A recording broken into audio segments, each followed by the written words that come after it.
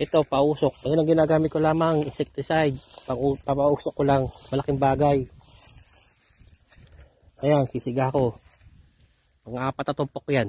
Tapos sabay-sabay. Halos lahat naman natatama ng usok. Napakalaking bagay niya.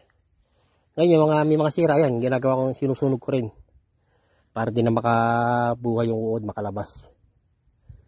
Ayun po. May mga ilang pa ako hindi nalalagyan ng hose. Marami pa rin po.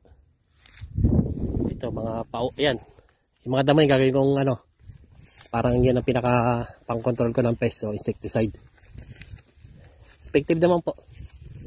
Maganda. Tsaka yung bunga niya maganda Para sa gasgas ng mga insekto, yung mga naninira ng bunga. O yung pinapapangit yung kulay.